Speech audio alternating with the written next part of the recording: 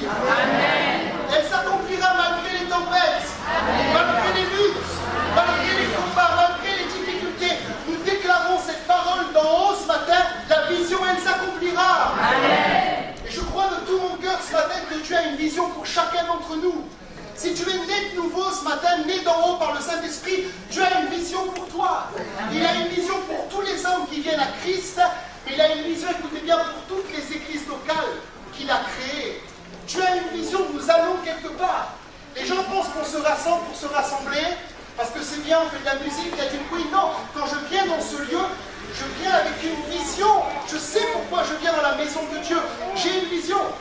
Et je crois qu'à la fin de notre vie, une vie réussie pour moi, c'est quelqu'un qui a accompli la vision de Dieu. Amen.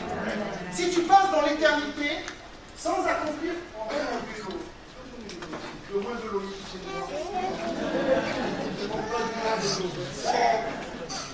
C'est-à-dire qu'à la fin de ta vie, ce qui va faire que tu as réussi ta vie, c'est l'accomplissement de la vision. Tu peux mourir riche, avec du succès, avec un nom connu, mais mourir sans avoir accompli la vision de Dieu. Et pour moi, alors, ta vie n'a pas compté sur la terre. Ce qui fait que ta vie compte, c'est que tu as accompli le plan de Dieu pour ta vie. Et je te souhaite ce matin de courir ce combat, de courir cette course pour l'accomplissement de la vision de Dieu dans ta vie. Amen. Et bien que tu ramènes à ça ce matin. Amen.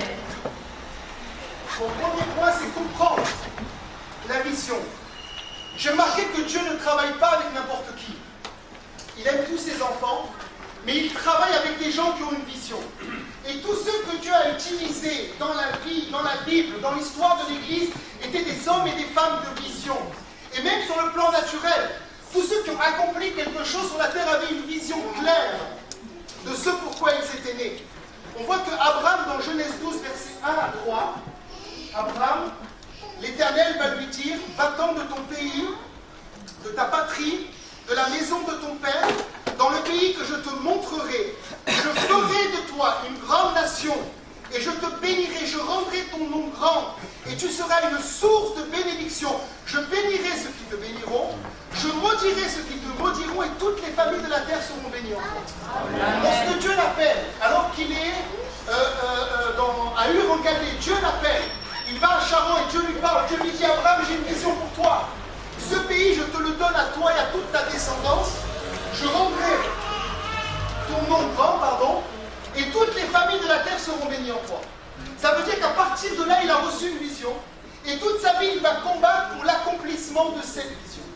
On voit également Joseph, alors qu'il a 17 ans, Genèse 37, verset 7, il reçoit dans un songe une vision de la part de Dieu. Alors ça peut être par des songes, par une parole prophétique, par la prédication, par la prière, le témoignage intérieur, peu importe. Dieu donne une vision à l'Église et une vision à nos vies. Il est écrit là, au verset 7, nous étions à l'île des gerbes, au milieu des champs. Et voici ma gerbe se leva et elle se tint debout, et vos gerbes l'entourèrent et se prosternèrent devant elle. Et on voit que Joseph, malgré son jeune âge, il va croire dans la vision de Dieu, il va s'accrocher à la vision de Dieu. Et alors qu'il n'a que 17 ans, il est dans la maison de Potiphar. Ce qui fait que Joseph voit plus loin que l'esclavage et plus loin que Potiphar, c'est qu'il a reçu une vision de Dieu. Il est dans la prison, il est trahi, il est abandonné par les siens. Il a toutes les raisons pour relier Dieu. Et voilà un homme qui a reçu une vision claire de la part de Dieu. Et toute sa vie, alors qu'il n'a que 17 ans, il va s'accrocher à la vision. L'apôtre Paul, lorsque Dieu le trouve sur le chemin de Damas, la vision est claire, acte 26, versets 17 et 18. Je t'ai choisi, Paul, du milieu de ce peuple et du milieu des païens vers qui je t'envoie, afin que tu leur ouvres les yeux, pour qu'ils passent des ténèbres à la lumière de la puissance de Satan à Dieu, et qu'ils reçoivent par la foi en mon nom le pardon des péchés et l'héritage avec tous les anges. C'est clair. Il vient juste de rencontrer le Seigneur. Et Dieu lui donne une vision. Paul, tu es appelé à être un apôtre pour les païens. Et lorsque j'étais en Grèce, j'étais vraiment encouragé, Dieu a confirmé ce message, de voir que ce qui animait l'apôtre Paul, alors qu'il est à Thessalonique, il est mal reçu par les Juifs. Il va à Bérée, il est bien reçu. Alors qu'il prêche à Athènes, on ne le reçoit pas. À Corinthe, il a bien été reçu. Il a ouvert une église, une grande église avec de grands miracles. Mais ce qui l'a poussé à aller de l'avant, c'était la vision. Jamais je vois l'apôtre Paul qui veut arrêter de combattre le bon combat parce qu'il a une vision. Tu peux tout lui dire le contraire. Tu sais qu'il sait, que Dieu lui a parlé. Et à se retrouve devant le roi Agrippa, il va exposer la vision, parce que Dieu lui a clairement parlé. Regardez Jésus lorsqu'il meurt sur la croix. Il meurt avec une vision. Hébreux 12, verset 2. Il est dit là, ayant les regards sur Jésus, le chef et le consommateur de la foi, qui en vue, on parle de vision, de la joie qui lui était réservée, a souffert la croix, méprisé l'ignominie, s'est assis à la droite du trône de Dieu.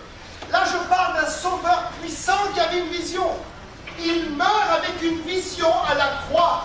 Il est parlé de la joie qui lui était réservée. Quelle était cette joie qui lui était réservée? Est-ce que vous me suivez? C'était de voir Robert avec lui dans le ciel. Et lorsqu'il mourait, il te voyait, Robert. De voir Emmanuel Bérarel avec lui au ciel. De voir Olivier au ciel. De vous voir, bien-aimé, avec lui au ciel. Lorsque Jésus mourait, il avait en vue la joie qui lui était réservée. De dire maintenant, le ciel va être peuplé. Maintenant, tous ceux qui me croient en mon nom, leur nom va être inscrit dans le livre de vie. Ils ne vont plus être des orphelins. Je vais les adopter et ils vont devenir des enfants de Dieu. Il meurt avec cette vision. Il est déchiré. On le crache dessus. On le renie. Tous ceux qui l'ont béni l'abandonnent. Mais lui, il meurt avec une vision, la joie qui lui est réservée. J'aimerais dire que ce qui te fait tenir dans la souffrance, c'est la vision. C'est la joie qui est réservée de voir l'accomplissement des promesses de Dieu. Et là, tu peux mettre ton prénom, il t'a vu à la croix. Il t'a vu de manière prophétique. Dis amen à ça ce matin. Dis amen plus fort à ça ce matin. Et je crois que la vision, elle te donne de brûler. Moi, je ne crois pas personnellement ce matin qu'un chrétien peut brûler dans le vide. Personne ce matin peut brûler pour brûler. Tu as des gens qui me disent je brûle, ça dure 6 mois, puis ils ne brûlent plus. Ce qui te donne de brûler dans le temps, avec les années, c'est la vision. S'il n'y a pas de vision, tu brûles dans le vide. Et il y a des gens qui veulent brûler pour Jésus, mais ils n'ont aucune vision de l'église locale, aucune vision de où va l'église, on va en parler ce matin, aucune vision de leur destinée. Ils viennent à l'église, ils donnent leur dîme, ils prennent la Sainte Seine, ils rentrent chez eux, et c'est terminé jusqu'au dimanche d'après. Ces gens-là ne peuvent pas brûler pour ça. Ce qui te donne de brûler, c'est de recevoir une vision de la parole. De savoir ce que Dieu attend de toi sur la terre et de t'engager de tout ton cœur. Amen. Amen. Vous savez, il y a un camp de jeunes la semaine prochaine et je vais samedi matin prêcher aux jeunes. Est-ce qu'il y aura des jeunes? Ils sont là les jeunes ou pas? Tous inscrits, c'est bon? Baisse la main, Eric, il y a 20 heures. Ok, vous allez recevoir des paroles de la part du Seigneur. Dieu va vous parler, va vous remplir de son esprit. Vous allez être en feu en revenant. Vous allez trouver l'église tiède. Oh, les vieux, ils sont tièdes. Mais le problème, c'est que vous, s'il n'y a pas de vision, vous allez être tiède aussi un jour. Ce qui va faire que ça va durer dans le temps, c'est la vision. Si vous allez revenir en disant, Seigneur, qu'est-ce que tu attends de moi? Est-ce qu'il faut que je serve dans quel domaine? Est-ce qu'il faut que je joue la pierre à l'édifice dans quel domaine? Ce qui va faire que vous allez brûler dans le temps, c'est la vision de Dieu. Sinon, le feu va être consumé. Est-ce que vous me suivez ça?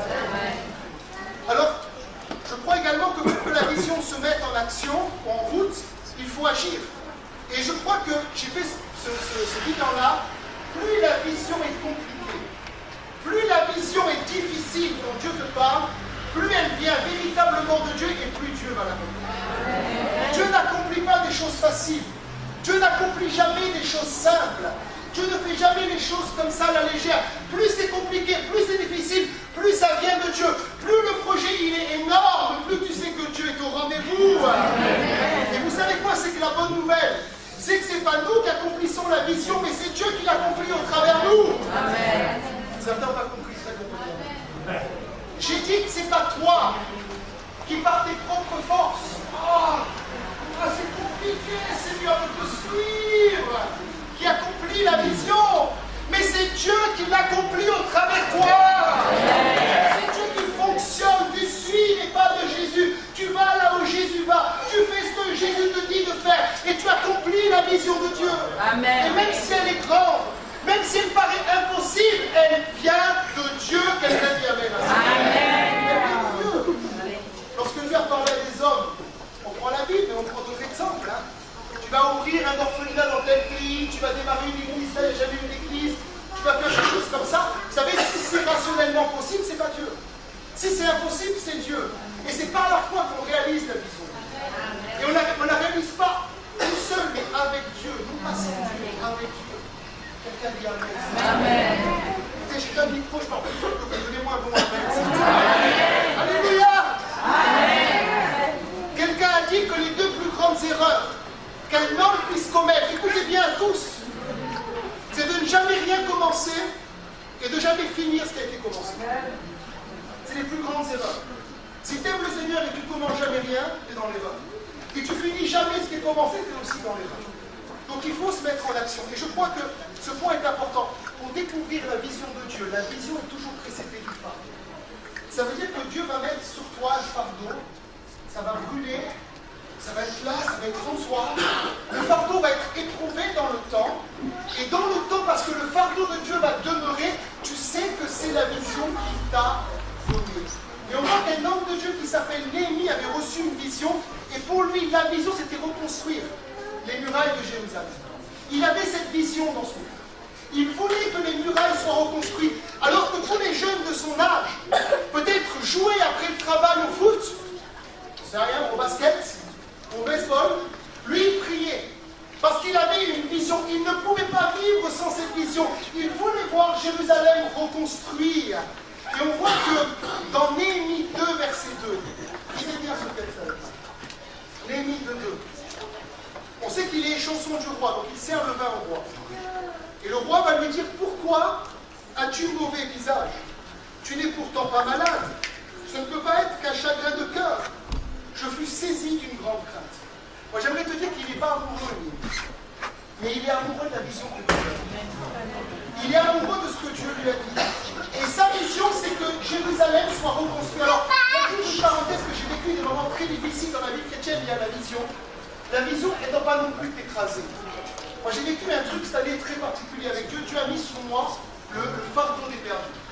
Et j'ai commencé à évangéliser tous les jours. Partout où j'allais, j'évangélisais sur la plage, dans le supermarché, en faisant la course, au feu rouge. J'évangélisais les gens. Et c'était d'ailleurs avec mon épouse, on a beaucoup évangélisé. En vacances, on a évangélisé. Et puis, un jour, je sors en ville avec ma mère. Ça fait très peu, mais ils sont Et puis, en sortant, je ne pouvais plus voir les perdus sans souffrir. C'était arrivé à un point, je dis, mais Seigneur, je ne peux plus sortir de chez moi. À chaque fois que je sors, je pleure. À chaque fois que je sors, je suis angoissé devant les gens qui vont en faire. À chaque fois que je pleure, je vois ces gens-là. J'ai même plus la joie de manger un Big Mac au McDo. J'ai même plus la joie de voir un film au cinéma.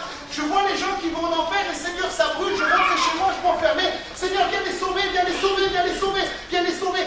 Et à ce moment-là, pour moi, la vision devenait quelque chose qui m'écrasait. Et un mardi soir, je suis rentré dans la réunion de prière. Et mon père a prophétisé, il a dit, tu es là ce soir. Et tu as une vision pour les perdus qui t'écrasent. Et Dieu te dit, retrouve la joie. Parce que c'est moi qui l'ai fait. Le poids est parti et j'ai compris que le fardeau, ce n'est pas moi de porter, c'était Jésus. Donc bien sûr que la vision est précédée toujours du fardeau, mais le fardeau ne doit pas non plus t'écraser. Alors comment se mettre en action? Est-ce que vous me suivez? Jérémie 1, verset 4 à 7. La première chose, c'est prier par rapport à la vision. Lorsque j'entendis ces choses, Néhémie dit, je m'assis, je pleurais, je fus plusieurs jours dans la désolation, je jeûnais et je priais devant le Dieu des cieux.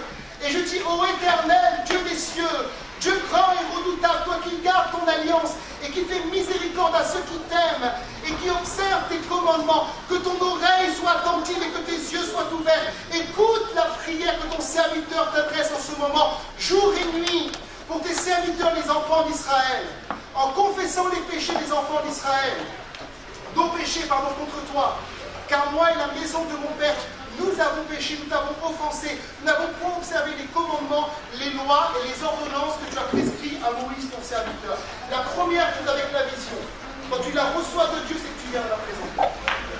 Tu viens apporter la vision au trône de Dieu. Quelqu'un qui reçoit une vision pour créer un orphelinat, pour servir dans l'école du dimanche, pour reprendre un groupe de jeunes, pour prêcher l'évangile, pour ouvrir une station de radio, de télévision. Quelqu'un qui reçoit une vision, la première chose, c'est qu'il va accoucher le projet de Dieu dans la prière. Il va rentrer comme Néhémie dans le lieu secret. Il va jeûner, il va prier, il va se tenir devant Dieu pour l'accomplissement de cette vision. Parce que si tu ne le fais pas, ça veut dire que la vision, tu vas l'accomplir sans Dieu. Tu dois prier. semaines, écoutez bien ce que je vous dis. Pendant 3 semaines, parce que mon but c'est la vision de l'Église. Pendant 3 semaines, l'Église va jeûner et prier pour l'accomplissement de la vision. Amen. Et tous ceux qui croient avec nous, avec la vision que Dieu a donnée à ses serviteurs, et je terminerai en parlant de la vision. Tous ceux qui croient dans cette vision vont venir jeûner et prier avec nous. Peut-être d'autres vont rester à la maison pensant qu'on n'a pas besoin de prier. Moi j'aimerais te dire que si tu crois dans la vision de Dieu et que Dieu a donné à ses serviteurs, tu vas venir jeûner et prier. Amen. Et celui qui a une vision, il revient prier régulièrement. Régulièrement, il redépose des projets, il redépose ce que Dieu met dans son esprit. Il parle de manière régulière à Dieu. Écoutez bien, deuxième chose, il va agir pour la vision selon les directions que Dieu lui donne. Ça veut dire quoi ce que je vous dis ce matin? Que celui qui a reçu quelque chose dans la prière, il doit agir d'après la direction.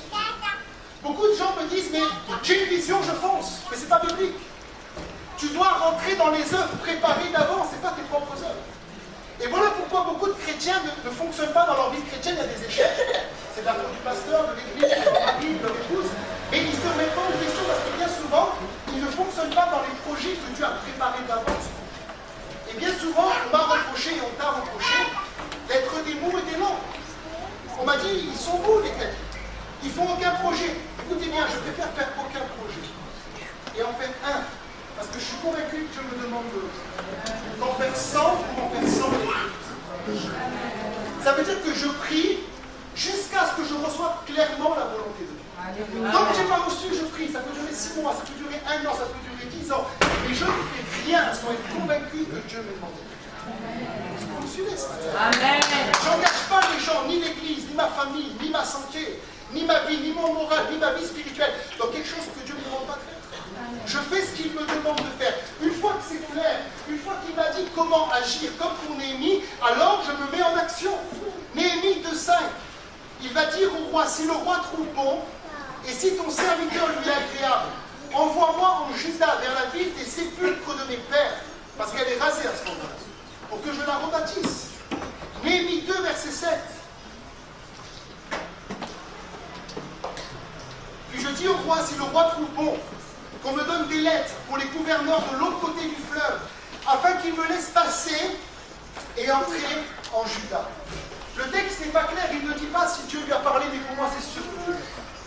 Il a jeûné, il a prié, s'est tenu sur le Seigneur, et maintenant il passe à l'offensive, il passe à l'action, il va prendre avec lui, écoutez bien, tous ceux du peuple qui sont prêts à reconstruire.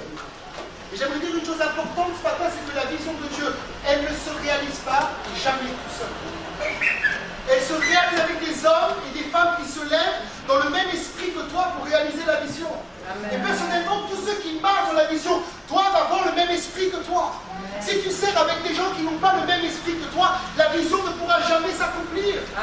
Lorsque Jésus a pris des serviteurs, il a pris seulement 3 disciples pour ressusciter la fille de Jairus. Pourquoi il n'en prend que 3? Parce que les autres n'ont pas encore la vision de ce que Jésus voit, c'est-à-dire la résurrection de cette jeune fille. Et nous devons travailler avec des gens qui ont reçu le même esprit, qui ont reçu la même vision, qui ont reçu la même foi pour travailler et opérer dans le surnaturel de Dieu. Amen. Mais on se met en action. Et parfois je dis, Seigneur, qui sont ces gens, Seigneur? Montre-les-moi. Moi, je bouge pas sans que Dieu montre. Parfois, Dieu va montrer des gens qui sont insignifiants, des ados, des jeunes, des gens qui n'ont pas envie de miser sur eux. Mais il y a un cœur pour le Seigneur. Et Dieu dit, oh, ça c'est la suite pour ta vision. Lui va t'aider, elle va t'aider. Lui va à tel poste, elle à tel poste. Parce qu'on s'est tenu devant Dieu, il y a quand même 2 heures qui sont en place. Il y a une connexion. Quelqu'un qui avait. Et tu agis sur l'ordre de Dieu d'après la vision. Est-ce que vous voyez que Jésus était puissant? Amen. Puissant. Amen. Ceux qui lèvent pas la main, convertissez-vous. Qui croit qu'il était puissant? Amen. Est-ce que Jésus a fait la vision tout seul sur la terre? Il l'a fait avec 12 hommes. Il avait besoin de 12 hommes. Si le Fils de Dieu avait besoin de 12 hommes, tu as besoin d'être connecté à l'Église. Il y a des gens dans l'Église qui sont remplis de la présence de Dieu et qui vont accomplir la vision de Dieu. Mais Dieu cherche de tel homme au milieu de nous ce matin. Ensuite, comment faire? Troisièmement, persévérer. Est-ce que vous me suivez toujours? Ça va? Je ne sais pas que vous avez prévu ce matin, mais écoutez, c'est la même parole et pas de micro, c'est tout. Hein? Ok, donc on reste connectés ensemble. La troisième chose, c'est persévérer dans la vision. Vous savez, j'ai remarqué que quand Dieu nous parle, Dieu est tellement bon. Qu'il ne nous dit pas toutes les difficultés qu'il y aura sur le chemin. Et quel Dieu s'y amène à ça? Amen. Si Dieu te dit sur le chemin, lui va t'abandonner, elle va être malade, là, lui, ne suivra pas, là, tu n'auras pas d'argent à la fin du mois, là, tu ne mangeras pas. Moi, je ne pars pas, Seigneur. Hein. Mais Dieu, souvent, te donne déjà l'accomplissement de la vision. Et quand tu marches, c'est comme si Dieu te donne d'abord le pays, puis ensuite la région, puis ensuite la ville, puis ensuite le quartier, puis ensuite la rue, puis ensuite le numéro de la rue. Plus tu avances, plus c'est clair avec le Seigneur. Amen. Et plus tu persévères dans la vision. Habakkuk 2, versets 2 et 3. L'Éternel m'adressa la parole. Écoutez bien. Et il dit à Habakkuk, écris la vision. Grave-la sur des tables, afin qu'on la lise couramment. Car c'est une prophétie dont le temps est déjà fixé. Elle marche vers son terme, elle ne mentira pas. Si elle tarde, elle peut tarder, attends-la, car elle s'accomplira certainement. Pourquoi pensez-vous ce matin que Dieu a demandé à Habakkuk d'écrire la vision afin qu'on puisse la lire couramment? Si c'est moi qui l'écris, croyez-moi, personne ne la lit. J'écris comme un médecin. Mon épouse écrit comme vous. Mais normalement, tous les chrétiens devaient connaître la vision de leur église, on va en parler, et la vision pour leur destinée. Ils devaient pouvoir lire couramment la vision. Si je viens de voir, c'est pas ta vision. Tu vas où, toi? Dans 10 ans, tu feras quoi? Tu veux, bon, c'est tout, non, faut qu'il y ait une vision. Je sais, tu connais ta vision. Tu connais ta vision. Tu as une vision, ça. Il a un projet pour vous. Et tout doit être clair dans ton esprit. De telle manière qu'on puisse la lire couramment. Ta vision doit être comme un livre ouvert. Et le Saint-Esprit a parlé à mon cœur. Pourquoi la vision doit être claire? Pourquoi on doit pouvoir lire couramment la vision? Parce que dans les temps difficiles, si la vision n'est pas écrite couramment dans ton esprit, tu vas abandonner la vision. Ce qui va faire que dans les temps difficiles, tu vas croire à la vision et persévérer, c'est que tu l'as écrite couramment sur un livre. Amen. C'est clair, tu sais ce que tu as fait. Il y a des tribulations, il y a des combats, il y a des obstacles. Mais tu sais en prenant le livre, ta Bible, ton journal intime, que tu as écrit une vision et que cette vision, Dieu veut l'accomplir. Quelqu'un dit Amen. Et si tu ne persévères pas, écoutez bien ce que je veux dire. Tous ceux qui ne persévèrent pas dans mon vie, c'est pas pour le salut. Ceux qui ne persévèrent pas, ils n'obtiendront pas les promesses de Dieu. Et toutes les promesses sont conditionnelles à notre foi, mais à notre persévérance. Tu peux avoir une méga vision extraordinaire de voir ta famille, le monde être sauvé, la France, Monaco, Paris, tout ce que tu veux. Mais si tu ne persévères pas, tu persévères 2 jours. Au premier obstacle, tu arrêtes, ta vision va mourir avec toi. Et beaucoup de gens sont enterrés dans les cimetières avec leur vision.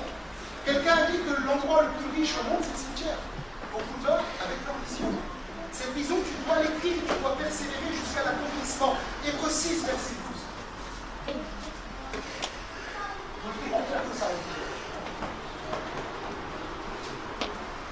Pensant que vous ne vous relâchiez point, mais que vous imitiez ceux qui par la foi, écoutez bien, et la persévérance, héritent des promesses. Il est parlé d'Abraham, Romains 4, versets 18 à 21. Il a espéré contre toute espérance. Il crut, en sorte qu'il devient père d'un grand nombre de nations, selon qu'il lui avait été dit, telle sera ta postérité. Et sans faiblir dans la foi, il ne considéra point que son corps était déjà usé, puisqu'il avait près de 100 ans, et que Sarah n'était plus en état d'avoir des enfants, elle était stérile. Il ne douta point par incrédulité au sujet de la promesse de Dieu, mais il fut fortifié par la foi, donnant gloire à Dieu, ayant la pleine conviction que ce qu'il promet, il peut aussi l'accomplir. Écoutez, il y a des temps où dans la vision, il va te renouveler dans la vie. Il va renouveler. Il va mettre les prédicateurs pour nous pécher, pour renouveler. Amen. Il va mettre un frère et une soeur qui va renouveler ta foi dans la vision. Jusqu'à ce que tu persévères. Ça a duré 25 ans pour Abraham. Nous, on lit le verset. Bon, ben, Abraham, il est arrivé en Sarah, puis ils ont eu Isaac. Non, ça a duré 25 ans. 25 ans où il a dû persévérer, espérant contre toute espérance. Lorsqu'il a vu le corps de Sarah, il a dû se dire, mais comment j'avoir un enfant avec une femme comme ça? Lorsqu'il a vu son corps, il avait près de 100 ans, il a dû se dire, mais la vision de Dieu, Seigneur, elle ne s'accomplira jamais.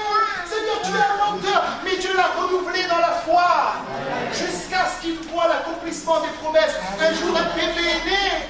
Ils ont coupé le cordon, ils ont dû dire, alléluia, ça y est, ils avaient vu. La vision, enfin, ça fait. Elle a pris 25 ans. Elle a pris 25 ans. On pense que pour d'autres orateurs, pour d'autres hommes de Dieu, comme par exemple Néhémie, ça a duré 12 ans pour la reconstruction des murailles à Jérusalem. Mais il y a un temps de Dieu. Et pendant ce temps, Dieu t'aimait. Dieu te purifie, Dieu brise l'orgueil, Dieu brise tout ce qui est pas. Acte 26, verset 19, l'apôtre Paul devant Agrippa, je n'ai pas résisté à la vision céleste. Vous savez, si quand Dieu a appelé l'apôtre Paul, Dieu lui avait dit, tu vas vivre tant de naufrages, tu vas vivre de trahison. Les Corinthiens que tu as enfantés, c'est ton église. Ils ne vont même pas te reconnaître comme père, ils vont reconnaître Apollos. Ta courage, je ne te cache pas. Telle église va refuser, telle église va tomber dans le légalisme, l'église de Galatie. Telle église va refuser la divinité de Jésus. Est-ce que vous croyez qu'il aurait fait? Peut-être pas. Mais une chose qui est sûre, c'est qu'il est devant Agrippa, devant un roi païen, il dira au roi Agrippa, je n'ai pas résisté. Il a su. Vous savez, je partage mon cœur ce matin. L'année dernière, l'église passe par des temps difficiles. Et il y a des moments où je dis, Seigneur, mais moi je m'en vais. Si Seigneur, tu ne veux pas que je sois là, moi je m'en vais. Et vous savez quoi, je prêchais au Canada l'année dernière. Et j'ai rencontré un pasteur qui est président de l'école biblique et l'équivalent des assemblées de Dieu au Canada. Donc il est président de l'école biblique, il a une église, il m'a invité à prêcher il y a 2 ans sur l'église. Et après le culte, il m'a dit, mais écoute, l'église pleine, viens, prends mon église. Tu viens pasteur à Drummondville au Canada, tu as tout ce qu'il faut, tu viens avec ton épouse, etc. Et moi, ma mère et moi, ça fait des années que mon rêve était de vivre au Canada. C'était mon rêve charnel. C'était mon rêve humain, l'Amérique. Mon rêve américain, on rêve grand. Mais Dieu a mis dans mon esprit, depuis que je suis enfant, la vision de Dieu pour ta vie, c'est la Riviera. La vision de Dieu pour ta vie, c'est toute cette région, au soleil, Monaco, Monton. C'est là que je t'appelle.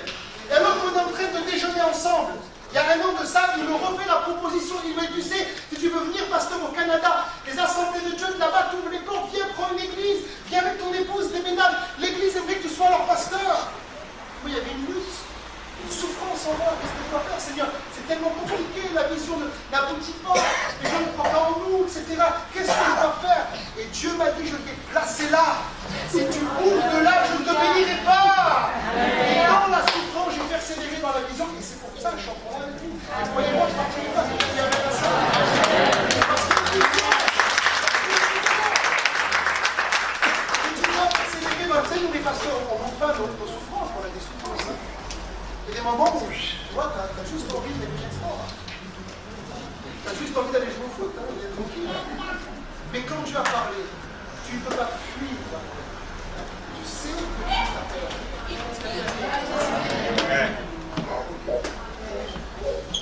Dernier point. Tout le monde me suit encore?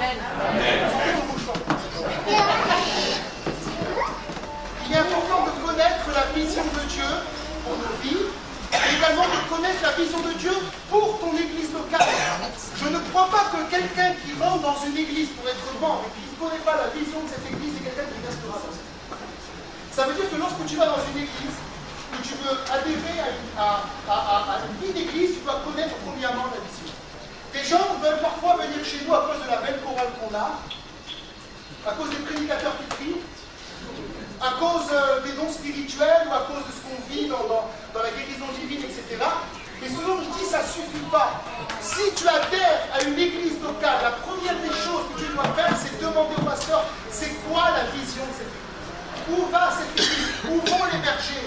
Est-ce que tu as parlé aux bergers? Dans 10 ans, dans 15 ans, on sera où? C'est quoi la vision? Est-ce que tu as donné des rêves, des songes? Est-ce qu'on sait où on va? Certains aussi cherchent l'église parfaite. Quand l'église est parfaite, j'y rentre. Tu peux attendre longtemps. Parce que l'église parfaite, elle n'existe pas. Même moi, je suis imparfait. Et j'aime l'église parfaite.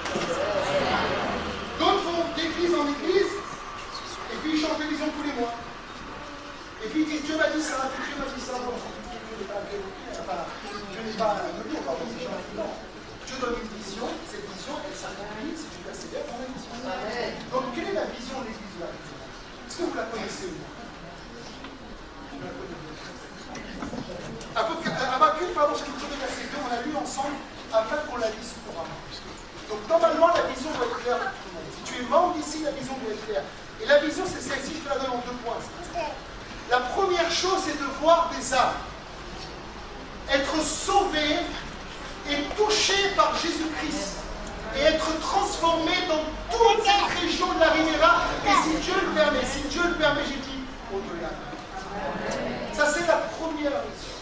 La vision que Dieu a donnée, écoute bien, C'est pas juste des Montronnais, c'est pas juste des Monégasques, c'est pas juste des Poncevillois ou des Niçois, mais c'est que toute la Riviera entière soit touchée par l'évangile et que tous ceux qui sont autour de nous soient sauvés et transformés. Amen. Et c'est la raison pour laquelle nous prêchons en prison, à Tourette-le-Mince, à Menton, j'espère bientôt à Monaco, et puis dans d'autres endroits, Sospel, parce que notre mission, c'est pas un endroit, mais c'est toute la Riviera entière dans sa globalité. Et nous prêchons et nous prions, nous allons jeûner bientôt pour que ce rêve s'accomplisse. C'est la mission que Dieu nous a donnée. Quand Dieu m'a appelé au ministère, Dieu m'a dit, tu auras une église multiculturelle et ou intergénérationnelle. Avec des vieux et des jeunes, quelqu'un dit Amen. Et avec des Africains aussi. Avec des Réunionnais, avec des Mauriciens, avec des Chinois, avec des Monégasques, avec des Italiens. Quelqu'un dit Amen ce matin. C'est notre mission. Nous voulons atteindre toutes les couches. Et pour moi, quand quelqu'un rentre dans cette chose, où tu vois, franchement, c'est pas miraculeux, tu vois, tu vois un mec qui est tunisien, qui est blanc, tu vois un gitan, tu vois une marocaine de Guadeloupe, tu vois une africaine, tu vois un italien, tu vois une arabe, tu vois une française. T'as envie de dire, c'est ça l'évangile. C'est la vision, c'est ça. C'est que tous soient sauvés et tous aient adoré le même Dieu, dans le même lieu et tous ensemble. C'est la vision. Et nous faisons tout pour qu'elle s'accomplisse avec les moyens et l'aide du Saint-Esprit. Acte 12, verset 24. Cependant, la parole de Dieu se répandait de plus en plus et le nombre des disciples augmentait. C'est la vision pour la rentrée. Acte 6, verset 7. La parole de Dieu se répandait de plus en plus. Le nombre des disciples augmentait beaucoup à Jérusalem et une grande foule de sacrificateurs obéissaient à la foi.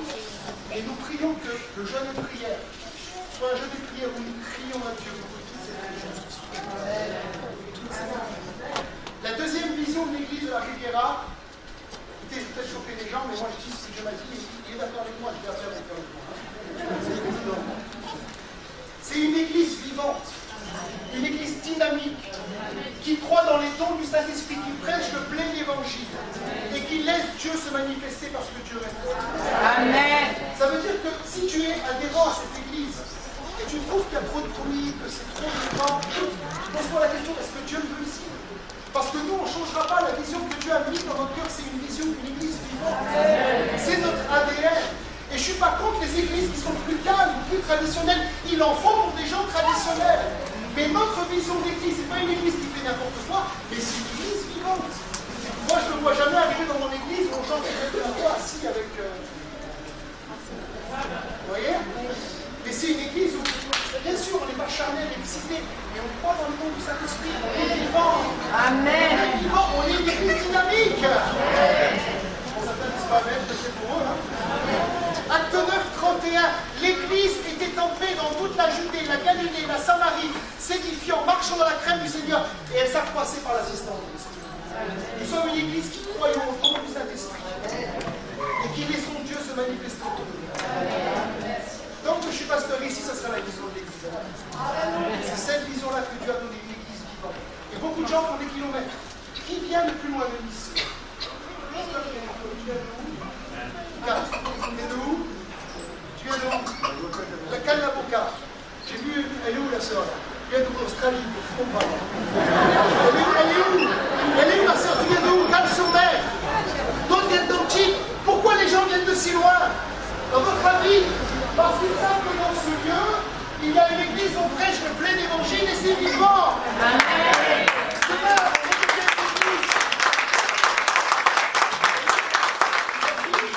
les gens ne viennent plus parce qu'ils viennent pour ça. Ça leur rend du ventre aussi là-bas. Ça leur rend du ventre aussi.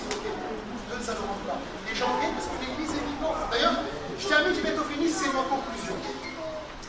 Je crois que c'est important et on l'a écrit sur le site de l'église et sur le Facebook pour ceux qui peut-être veulent adhérer à la vision de l'église. Lorsque vous prenez le Facebook, c'est écrit Église dynamique qui veut partager l'évangile à toute sa région. Quand vous prenez le site internet de l'église, c'est écrit Église où se rassemblent hommes et femmes de toute génération, intergénérationnelle et multiculturelle. C'est la vision, elle est claire. Et quiconque veut rentrer dans la vision, voit le Facebook de l'église, voit le site, il sait à quoi il va faire, et s'il vient,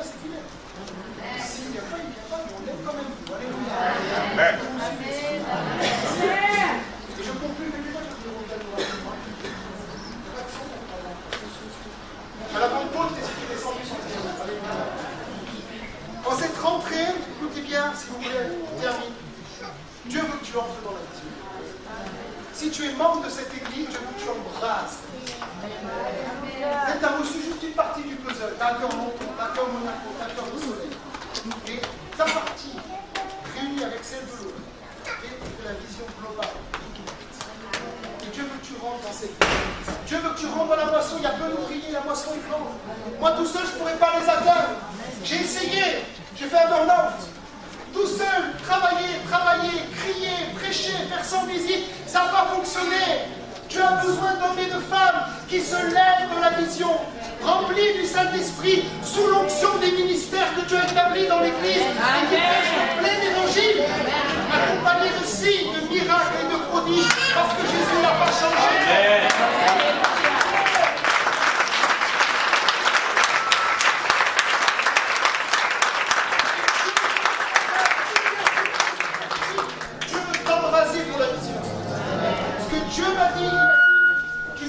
La réunion et tu pries que tous ceux qui ne sont pas embrasés pour la mission s'approchent devant, tu pries avec eux. Et moi ce matin, je les embrasse.